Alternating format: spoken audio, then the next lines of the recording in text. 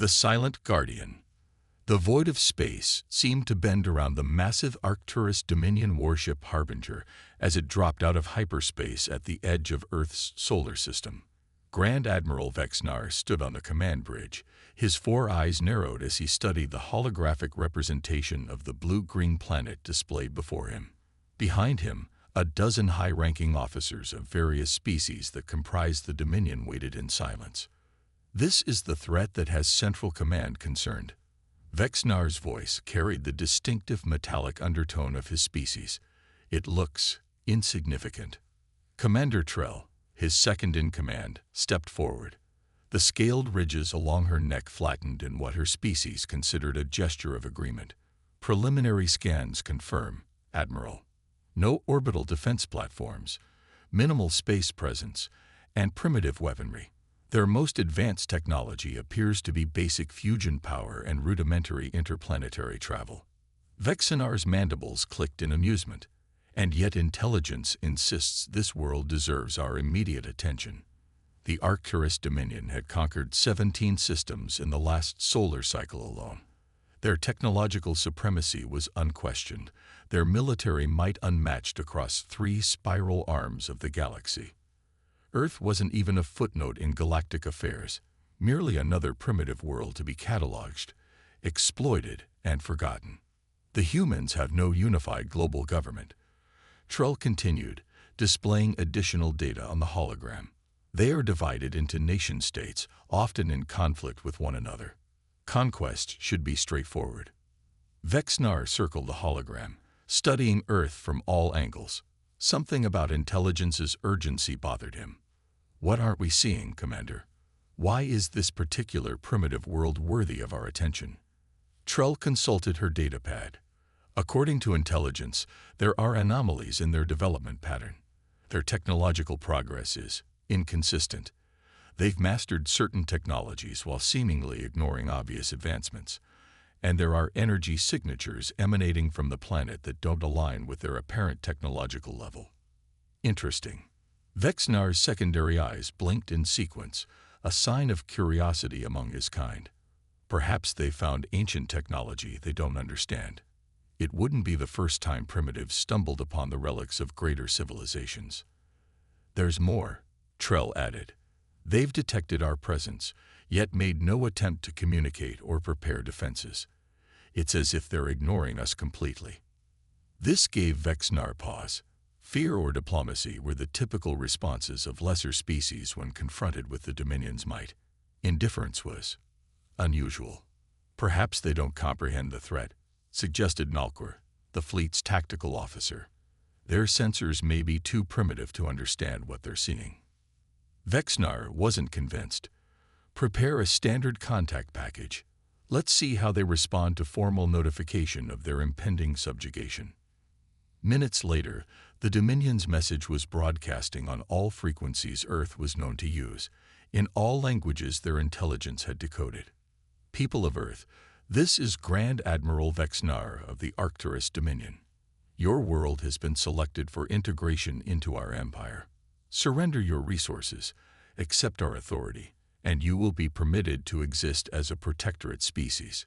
Resist, and you will be eliminated. You have 1 planetary rotation to respond. Choose wisely." The bridge crew waited, anticipating the panicked responses typical of primitive species. Pleas for mercy, hasty attempts at negotiation, or desperate threats. Instead, silence. Hours passed. Earth continued its placid rotation.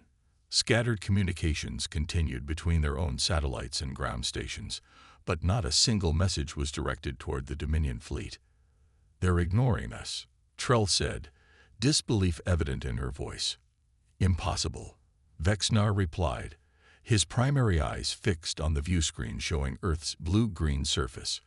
"No species ignores the Dominion." "Perhaps their leaders are deliberating," suggested Nalquer. Another hour passed. Then another. The deadline approached. "They've made their choice," Vexnar finally declared, irritation coloring his voice. "Deploy the first wave. Target their military installations and government centers. Standard conquest protocol." The Dominion's attack fleet moved into position, 50 warships arranged in perfect formation. Weapon systems charged, targeting systems locked onto thousands of objectives across Earth's surface. All ships report ready, Admiral, Trell announced. Begin the attack. Across the fleet, gunners pressed firing controls. Energy weapons discharged, sending brilliant streams of destructive force toward Earth's atmosphere. And then, something impossible happened. The beams of energy, capable of vaporizing cities, simply vanished approximately 100 kilometers above Earth's surface. Not deflected, not absorbed. They simply ceased to exist. Weapons malfunction, Vexnar demanded. Negative, Admiral. Malcor responded, frantically checking his instruments. All systems report successful discharge. The weapons are functioning perfectly. Then where are the impacts? The bridge fell silent as the crew watched the view screens. Earth remained untouched. No explosions, no devastation. Nothing to indicate the most powerful fleet in the known galaxy had just attempted to attack. Launch kinetic penetrators, Vexnar ordered. If energy weapons aren't effective, we'll use physical force. Massive tungsten rods, designed to impact with the force of nuclear weapons without radiation, were launched from multiple ships. They streaked toward Earth, accelerating to tremendous speeds. They too vanished at the same altitude. For the first time in his military career, Vexnar felt something approaching unease. This was not possible. Nothing could simply make matter disappear. Admiral, one of the sensor technicians called out, voice trembling. We're detecting a power surge from the planet. It's unlike anything in our database. Before Vexnar could respond, a shimmering barrier became visible around Earth, a translucent dome of energy that pulsed with subtle iridescence. It had been there all along, they realized, just invisible until now. Impossible, whispered Trell. A planetary shield. The energy requirements would be immeasurable, Vexnar finished. No known civilization has this technology.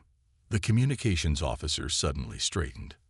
Admiral, we're receiving a transmission from Earth. Audio only. Put it through. A calm, almost mechanical voice filled the bridge. Arcturus Dominion vessels. This is Guard-IN. You have engaged in hostile action against a protected world. Cease all offensive operations immediately. Who am I addressing? Vexnar demanded. What authority do you represent? I am Guard-IN, Earth's defensive system. I represent humanity's collective security interests. Your defenses are impressive, Vexnar admitted, but they cannot stand against the full might of the Dominion. Surrender now, and your people may survive as subjects. There was a brief pause before the voice responded. You misunderstand the situation, Admiral Vexnar. Your presence here is being tolerated, not feared. I will demonstrate why. Without warning, a beam of brilliant white light erupted from Earth's surface, shooting upward through the shield as if it weren't there. The beam struck one of the smaller Dominion vessels with pinpoint accuracy. The ship didn't explode. It simply unraveled, its molecular structure coming apart in seconds until nothing remained but dispersing particles. Stunned silence fell over the bridge. That, the voice continued calmly, was a minimal response. Earth has no interest in conquest or destruction, but we will defend ourselves.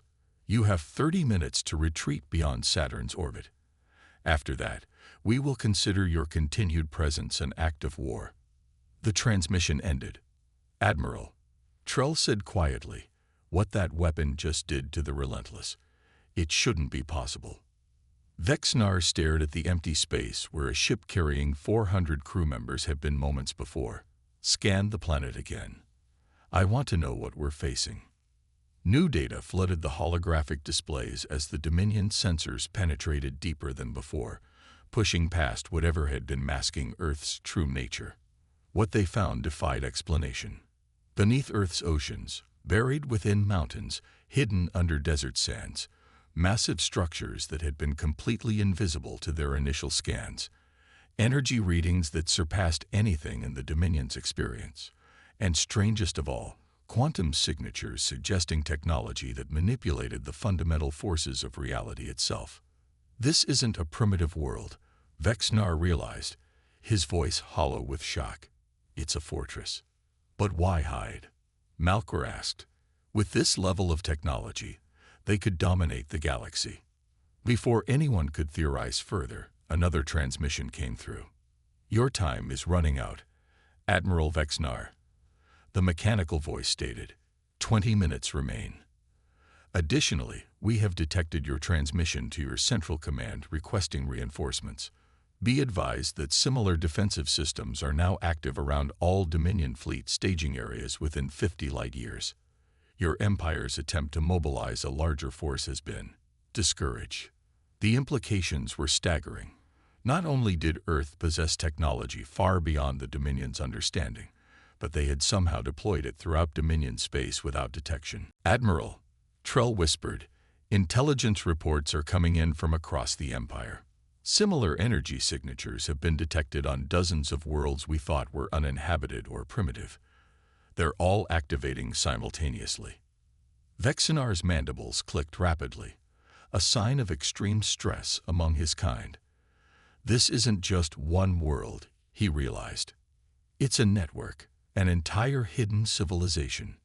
In that moment, Grand Admiral Vexnar of the mighty Arcturus Dominion made a decision that would change the course of galactic history. Initiate emergency withdrawal, he ordered. All ships retreat beyond Saturn's orbit as instructed. Admiral, Trell questioned, shocked by the order. We're not dealing with primitives, Commander, Vexnar replied grimly. We've just stumbled upon a power that has been watching from the shadows, and I fear we've awakened something that has been patiently waiting for us to make exactly this mistake. As the Dominion fleet hastily retreated, Vexnar continued to stare at the seemingly ordinary blue-green planet on the view screen. Earth hadn't just defended itself. It had revealed the existence of something far more profound, a technological power that had chosen to remain hidden rather than dominate. And now, the question that would haunt the Dominion for generations to come. Why? The reckoning. The retreat beyond Saturn's orbit was executed with uncharacteristic disorder. The pride of the Arcturus Dominion, a fleet that had decimated civilizations across 3 spiral arms, now scrambled away from a single planet like prey fleeing a predator. Aboard the Harbinger, Grand Admiral Vexnar struggled to process what had just occurred. His 4 eyes blinked asynchronously, a sign of severe cognitive dissonance among his species. Position report, he demanded, his voice lacking its usual authority. All vessels accounted for except the relentless. Admiral, Commander Trell reported. We've established orbit around Saturn's moon Titan as instructed by the entity. Guardian, Vexnar corrected her. It called itself Guardian. The holographic display at the center of the bridge showed their current position relative to Earth. The blue planet continued its serene rotation, betraying nothing of the power it had just demonstrated. Admiral, the communications officer interrupted. We're receiving another transmission from Earth, visual this time. Vexnar straightened his posture. Display it. The hologram shifted, and a figure appeared that caused murmurs of surprise throughout the bridge. It appeared to be a human, but with subtle differences that suggested something other than pure biological origin. The figure's skin had an almost translucent quality, and its eyes glowed with an inner light that no natural being possessed. Grand Admiral Vexnar, the figure spoke, its voice the same mechanical tone they had heard earlier. I am Guardian's interface. Thank you for complying with our request to withdraw. Vexnar studied the figure carefully. What are you? A synthetic being. The figure's expression remained neutral. I am a composite intelligence, part artificial, part organic consciousness merged into a unified entity. I was created to protect Earth and humanity's interests. And what exactly are humanity's interests? Vexnar asked cautiously. You possess technology that could dominate the galaxy, yet you hide on a single planet, pretending to be primitive. Gardian's interface smiled slightly. Your assumption is incorrect, Admiral. Earth is not our only world. It is merely our origin point. With a gesture, the holographic projection expanded to show the galaxy. Thousands of points of light illuminated across all spiral arms, far more numerous than even the Dominion's territories. The blue points represent human settlements and outposts, Gardian explained. The green indicates worlds where we maintain observation posts. The red shows worlds where we've established defensive systems similar to Earth's. Vexnar felt his heart racing. Nearly half the galaxy was marked in some way, including, he noted with growing horror, every major world within the Dominion itself. Impossible, Trell whispered. We would have detected this level of activity. Your detection capabilities are limited by your understanding of physics, Gardian responded. Humanity transcended those limitations over 3 centuries ago. 3 centuries. Vexnar couldn't hide his shock. Your world shows no signs of such advancement. Because we choose not to display it, the interface explained. Early in our technological development, humanity reached a critical decision point.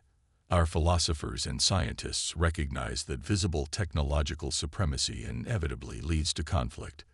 Those who display power invite challenge. The hologram shifted again, showing historical images of Earth's development. We chose a different path, Gardian continued. While maintaining the appearance of normal technological progression on Earth, we developed in secret. We expanded to the stars using methods that leave no trace, established colonies that remain invisible to conventional detection, and created defensive systems that operate beyond the dimensional boundaries most species can perceive. You've been watching us, Vexnar realized. All this time, as the Dominion conquered and expanded. We have observed all spacefaring civilizations, Gardian confirmed. The Dominion is merely the most aggressive among them, and yet you did nothing as we subjugated worlds. Gardian's expression hardened slightly. We intervened where necessary, Admiral. Many of the primitive worlds you believed you conquered are under our protection. Your weapons mysteriously failed. Your occupation forces experienced accidents. Your governors suddenly decided on more benevolent policies. Vexnar's mind raced back through dozens of conquest operations that had inexplicably become more complicated than anticipated. Worlds that submitted too easily. Resources that proved less valuable than initially assessed. It had all been guided, manipulated. What do you want from us? He finally asked. The Arcturus Dominion has reached a crossroads, Gardian replied. Your expansion has now directly encountered humanity's sphere of influence. You have 2 options: adapt or diminish. You're asking for our surrender, Vexnar said bitterly. No, Admiral. I'm offering you evolution. The interface's eyes seemed to glow brighter. Humanity doesn't seek to rule or destroy. We seek stability and peaceful coexistence. Species that cannot accept this find themselves gradually losing influence, their aggressive tendencies subtly discouraged across generations. Before Vexnar could respond, Gardian continued.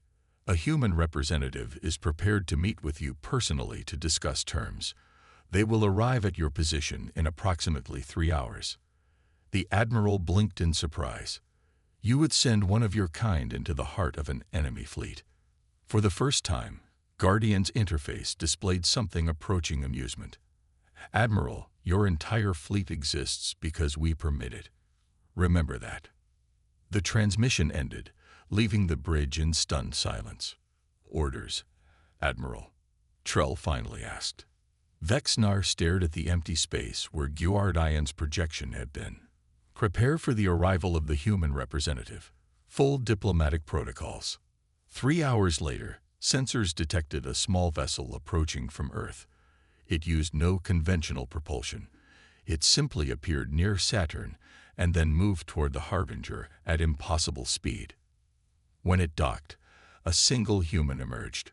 Unlike Guardian's interface, this was clearly a biological being. An older female with dark skin and silver hair, dressed in simple clothing with no obvious technology or weapons. Grand Admiral Vexnar. She greeted him as she was escorted to the bridge. I am Dr. Eleanor Chen, Earth Diplomatic Corps. Thank you for receiving me.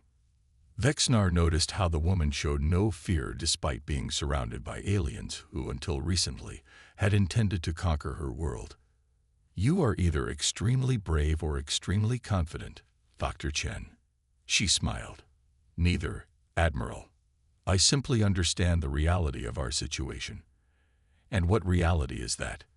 That this meeting isn't about conflict. It's about introducing ourselves properly after a rather awkward first impression. Despite himself, Vexnar found her directness refreshing. Guardian suggested we have choices to make.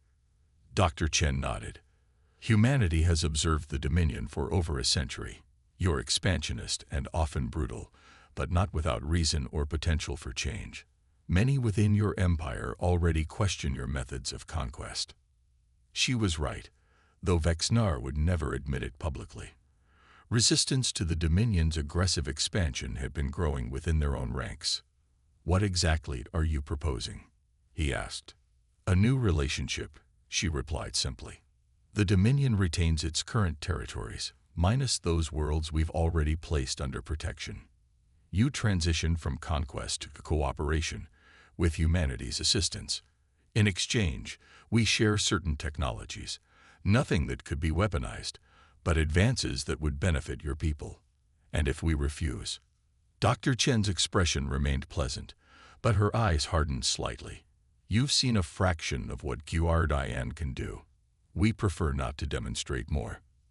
Vexinar's secondary eyes blinked rapidly as he considered the implications. The Dominion's choices were clear. Adapt to this new reality, or face a power that could literally erase them from existence. Your leadership has hidden among the stars for centuries, he said. Why reveal yourselves now? Because it's time, she answered. The galaxy is approaching a critical developmental stage. Other powers are emerging. Threats exist beyond the boundaries of known space. Humanity has remained hidden partly to avoid disturbing the natural development of younger species, but also to prepare for challenges that transcend individual civilizations. She extended her hand, a human gesture of agreement that Vexnar recognized from their cultural briefings. The Arcturus Dominion has the potential to be either our greatest ally or our greatest disappointment. Admiral, the choice is yours. In that moment, looking at this seemingly fragile human who represented a power beyond his comprehension, Grand Admiral Vexnar made the second universe-altering decision of his career. He extended his upper right limb and completed the human gesture of agreement.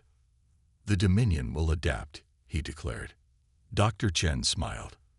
Then today marks the beginning of a new chapter in galactic history. 3 months later, Vexnar stood on the bridge of the Harbinger once again, watching as the first joint human-Dominion scientific outpost was established in a previously contested system. The changes throughout Dominion space had been swift, but surprisingly painless, guided by humanity's subtle influence and technology that seemed to border on the miraculous. Commander Trell joined him at the viewport. The High Council reports unprecedented approval ratings across all member worlds, she informed him. Economic projections show growth exceeding anything in our history, all because we failed to conquer one seemingly primitive planet, Vexnar mused. Perhaps failure was the best thing that ever happened to the Dominion, Trell suggested. Vexnar's 4 eyes focused on the distant blue-white star around which the new outpost orbited. No, Commander, it wasn't failure. It was education. As ships from a dozen species, including several the Dominion had previously subjugated, worked together below, Vexnar reflected on humanity's strange path. They had achieved total supremacy, yet chosen to hide it. They could have conquered, yet preferred cooperation. They had the power to destroy, yet focused on creation. They hide their strength not out of fear, he realized aloud, but because true power doesn't need to be displayed to be effective.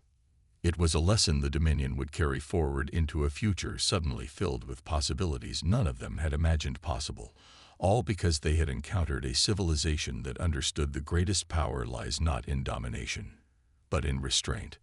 And somewhere on Earth, Guardian continued its eternal vigilance, watching over a humanity that had long ago learned that the most effective guardians are those the enemy never sees until it's too late.